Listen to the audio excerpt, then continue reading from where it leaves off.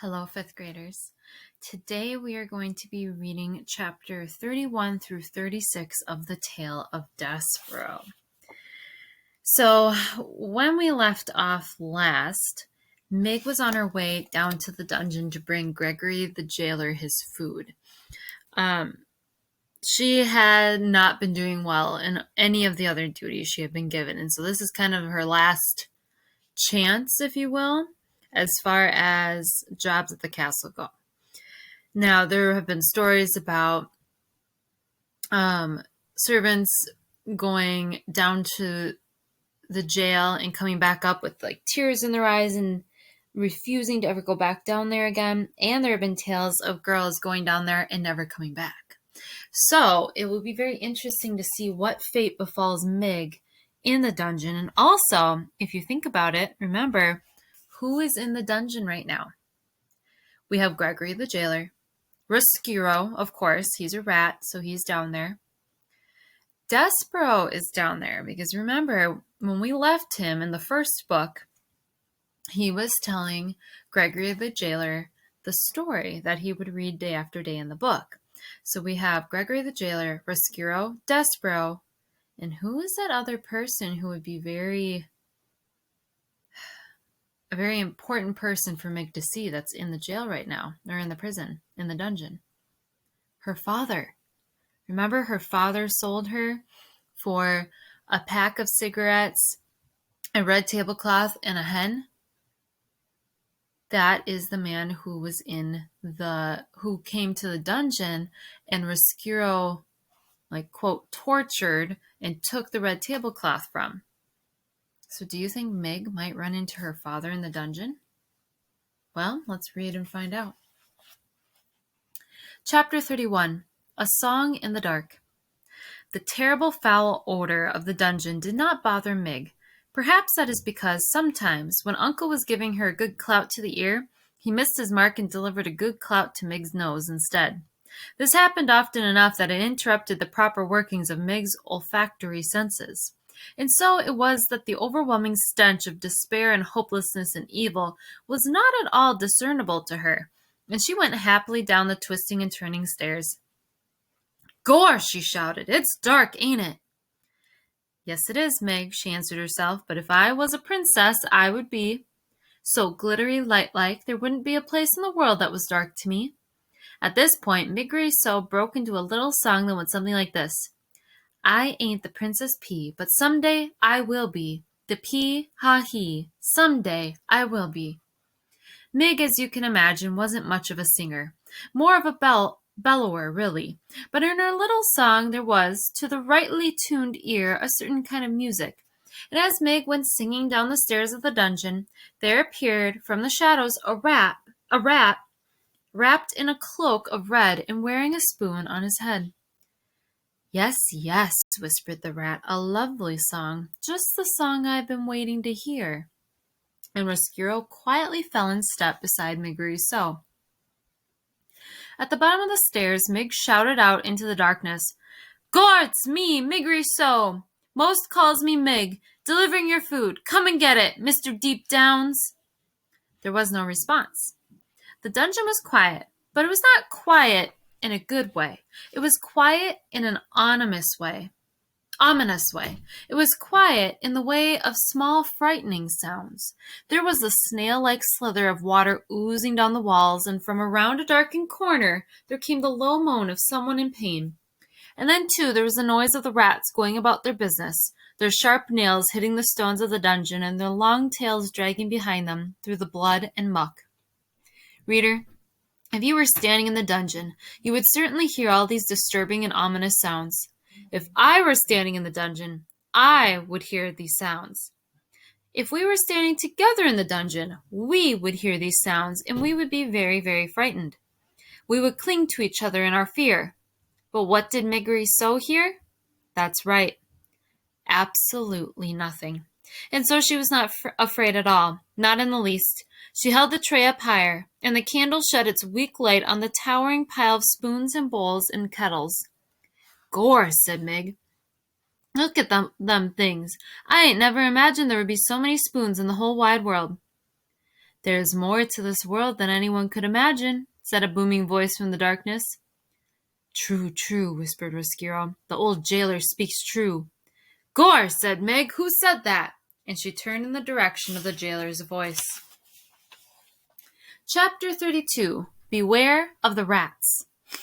The candlelight on Meg's tray revealed Gregory limping toward her, the thick rope tied around his ankle, his hands outstretched. You, Gregory presumes, have brought food for the jailer. Gore, said Meg. She took a step backward. Give it here, said Gregory, and he took the tray from Meg and sat down on an overturned kettle that had rolled free from the tower. He balanced the tray on his knees and stared at the covered plate. Gregory assumes that today again there is no soup. Eh? Said Meg. Soup! Shouted Gregory. Illegal! Shouted Meg back. Most foolish, muttered Gregory, as he lifted the cover off the plate. Too foolish to be born. A world without soup. He picked up a drumstick and put the whole of it in his mouth and chewed and swallowed. Here, said Meg, staring hard at him. You forgot the bones. Not forgotten. Chewed.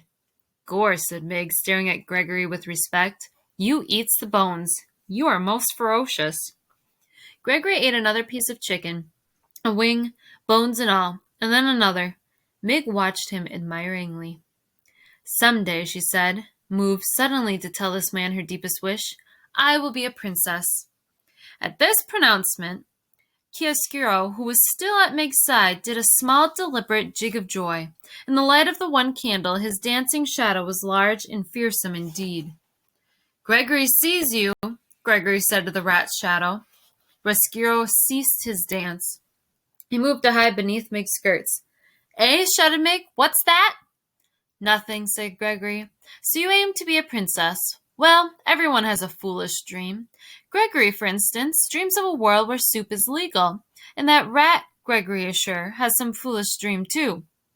If only you knew, whispered Roscuro. What? Shouted Meg. Gregory said nothing more. Instead, he reached into his pocket and then held his napkin up to his face and sneezed into it. Once, twice, 3 times. Bless you, shouted Meg. Bless you, bless you. Back to the world of light, Gregory whispered, and then he balled the napkin up and placed it on the tray.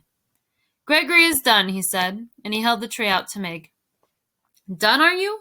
Then the tray goes back upstairs. Cook says it must. You take the tray to the deep downs. You wait for the old man to eat, and then you bring the tray back. Them's my instructions. Did they instruct you, too, to beware of the rats? The what? The rats. What about 'em? Beware of them, shouted Gregory. Right, said Meg. Beware the rats. Roscuro, hidden beneath Meg's skirts, rubbed his front paws together. Warn her all you like, old man, he whispered. My hour has arrived. The time is now and your rope must break. No nibbling this time. Rather a serious chew that will break it in two.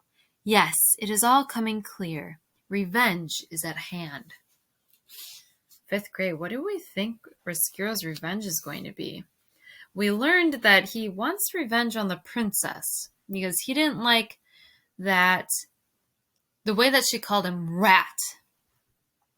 So what is his revenge going to be? How is Gregory the jailer and Meg going to play into his revenge? I want you to take a moment and think about that. All right, let's keep reading and see if what you think Roscuro's revenge is going to be is actually what he's planning. Chapter 33, A Rat Who Knows Her Name.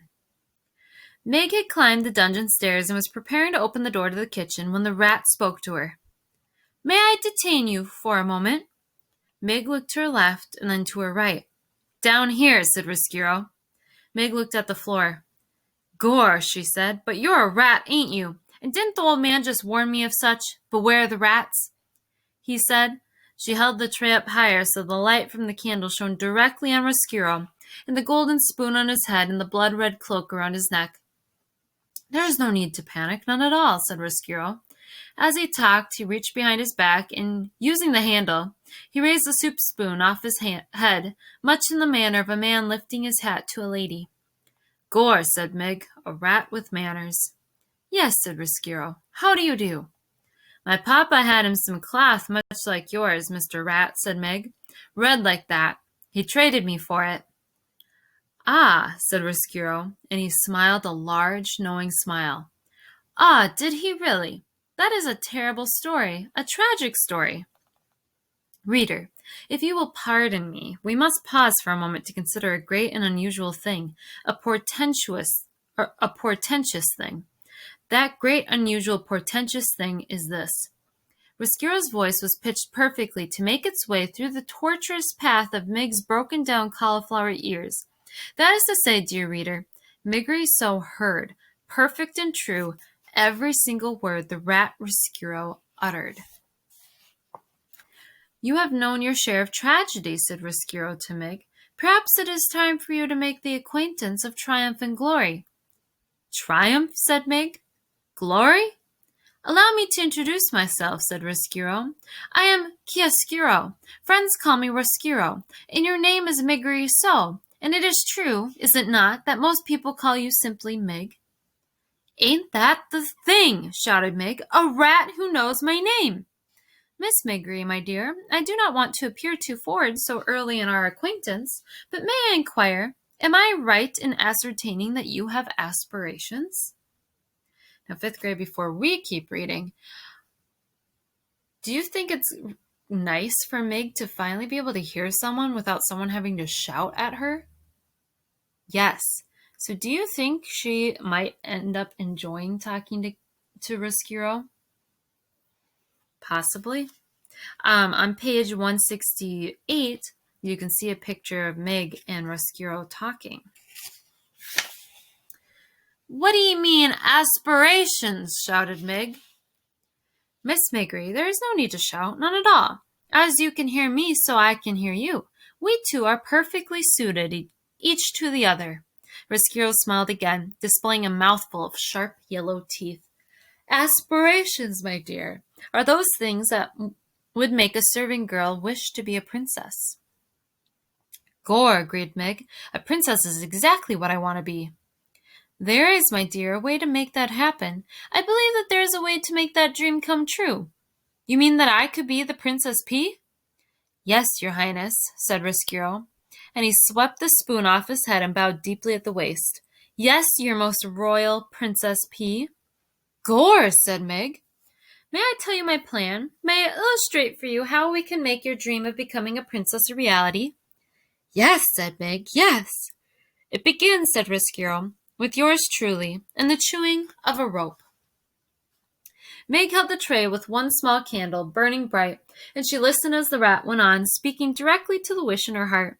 So passionately did Roscuro speak, and so intently did the servant girl listen, that neither noticed as the napkin on the tray moved.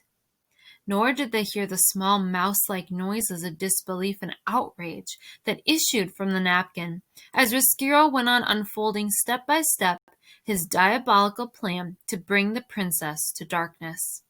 End of the third book. Fifth grade. Who is under the napkin?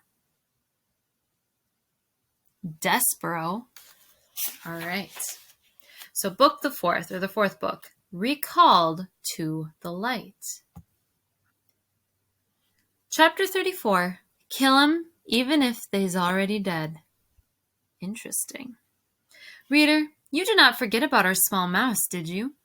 Back to the light was what Gregory whispered to him when he wrapped Despereaux in his napkin and placed him on the tray. Do you guys remember Gregory saying that when he put his napkin back on the tray? He wrapped Despereaux in it. And then Meg, after a conversation with Roscuro, carried the tray into the kitchen, and when she saw Cook, she shouted, "It's me, Miggery So, back from the deep downs." "Ah, lovely," said Cook, "and ain't we all relieved?" Meg put the tray on the counter. "Here, here," said Cook, "your duties ain't done. You must clear it." "How's that?" shouted Meg. "You must clear the tray," shouted Cook. She reached over and took hold of the napkin and gave it a good shake, and Despereaux tumbled out of the napkin and landed right directly plop in a measuring cup full of oil.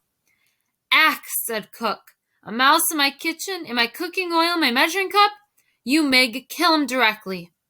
Meg bent her head and looked at the mouse slowly sinking to the bottom of the glass cup. "Poor little Missy," she said, and she stuck her hand into the oil and pulled him out by his tail. Despereaux, gasping and coughing and blinking at the bright light, could have wept with joy at his rescue, but he was not given time to cry. "Kill him!" shouted Cook. "Gore," said Mig. "All right." Holding Despereaux by the tail, she went to get the kitchen knife, but the mouse tail, covered as it was in oil, was slick and difficult to hold on to, and Mig, in reaching for the knife, loosened her grip, and Despereaux fell to the floor. Mig looked down at the little bundle of brown fur. "Gore," she said. "That killed him for sure." "Kill him even if he's already dead," shouted Cook. "That's my philosophy with mice. If they're alive, kill them. If they're dead, kill them. That way you can be certain of having yourself a dead mouse, which is the only kind of mouse to have." "That's some good sophisty, that is. Kill 'em, even if they's already dead." "Hurry, you cauliflower-eared fool!" shouted Cook. "Hurry!" Despereaux lifted his head from the floor. The afternoon sun was shining through the large kitchen window. He had time to think how miraculous the light was, and then it disappeared, and Mig's face loomed into view. She studied him, breathing through her mouth. "Little Missy," she said, "ain't you going to skedaddle?" Despereaux looked for a long moment into Mig's small, concerned eyes, and then there came a blinding flash, and the sound of metal moving through air as Mig brought the kitchen knife down, down, down. Despereaux felt a very intense pain in his hindquarters. He leapt up and into action. Reader, he scurried. He scurried like a professional mouse. He zigged to the left, he zagged to the right. "Gore," said Mig, "missed him." "Ain't that a surprise," said Cook, just as Despereaux scurried under a crack in the pantry door. "I got the little Missy's tail, though," said Mig. She bent over and picked up Despereaux's tail and held it up, proudly displaying it to Cook. "So?" shouted Cook. "What good will that do us when the rest of him has disappeared into the pantry?" "I don't know," said Mig. She braced herself as Cook advanced upon her, intending to give her a good clout to the ear. "I don't know." All right, let's keep reading. Chapter 35, The Knight in Shining Armor. Despereaux was pondering the reverse of that question. He was wondering not what he would do with his tail, but what he would do without it. He was sitting on a bag of flour high atop a shelf in the pantry, crying for what he had lost. The pain in his hindquarters was intense, and he wept because of it.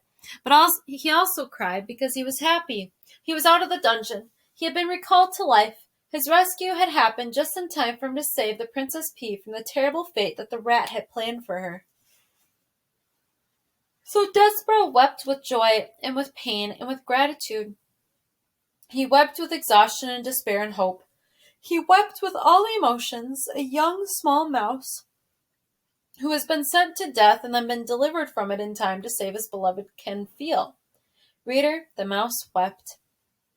And then he lay down on the sack of flour and slept. Outside the castle the sun set and the stars came out one by one, and then they disappeared and gave way to the rising sun. And still Despereaux slept. And while he slept, he dreamt. He dreamt of the stained glass windows in the dark of the dungeon. In Despereaux's dream the light came to life, brilliant and glorious, in the shape of a knight swinging a sword. The knight fought the dark. And the dark took many shapes. First the dark was his mother, uttering phrases in French, and then the dark became his father, beating the drum. The dark was Furlough, wearing a black hood and shaking his head no. And the dark became a huge rat, smiling a smile that was evil and sharp. "The dark," whispered Despereaux cried, and turning his head to the left. "The light," he murmured, turning his head to the right. He called out to the knight. He shouted, "Who are you? Will you save me?" But the knight did not answer him. "Tell me who you are," Despereaux shouted. The knight stopped swinging his sword. He looked at Despereaux. "You know me," he said. "No," said Despereaux, "I don't." "You do," said the knight. He slowly took the armor off his head and revealed nothing, no one. The suit of armor was empty. "No, oh no," said Despereaux. "There is no knight in shining armor. It's all just make-believe, like happily ever after." And in his sleep, reader, the small mouse began to cry. Chapter 36, What Mig Carried. And while the mouse slept, Roscuro put his terrible plan into effect. Would you like to hear, reader, how it all unfolded? The story is not a pretty one. There is violence in it, and cruelty, but stories that are not pretty have a certain value too, I suppose. Everything, as well As you well know, having lived in this world long enough to have figured out a thing or two for yourself cannot always be sweetness and light. Listen, this is how it happened. First, the rat finished once and for all the job he had started long ago. He chewed through Gregory's rope, all the way through it, so that the jailer became lost in the maze of the dungeon. Late at night, when the castle was dark, the servant girl, Miggery climbed the stairs to the princess's room. In her hand she carried a candle, and in the pockets of her apron were two very ominous things. In the right pocket, hidden in case they should encounter anyone on the stairs, was a rat with a spoon on his head and a cloak of red around his shoulders. In the left pocket was a kitchen knife, the same knife that Miggery had used to cut off the tail of a certain mouse. These were the things, a rat and a knife and a candle, that Mig carried with her as she climbed up the stairs. "Gore!" she shouted to the rat. "It's dark, ain't it?" "Yes, yes," whispered Roscuro from her pocket. "It is quite dark, my dear." "When I'm a princess," began Meg. "Shh," said Roscuro. "May I suggest that you keep your glorious plans for the future to yourself? And may I further suggest that you keep your voice down to a whisper? We are, after all, on a covert mission. Do you know how to whisper, my dear?" "I do!" shouted Meg. "Then please," said Roscuro, "please institute this knowledge immediately." "Gore," whispered Meg. "All right." "Thank you," said Roscuro. "Do I need to review with you again our plan of action?" "I got it all straight right here in my head," whispered Meg, as she tapped the side of her head with one finger. "How comforting," said Roscuro. "Perhaps, my dear, we should go over it again. One more time, just to be sure." "Well," said Meg, "we go into the princess's room, and she'll be sleeping and snoozing and snoring, and I will wake her up and show her the knife and say, 'If you does not want to get hurt, princess, you must come with me.'" "And you will not hurt her," said Roscuro. "No, I won't, because I want her to live so that she can be my lady-in-waiting when I become the princess." "Exactly," said Roscuro. "That will be her divine comeuppance."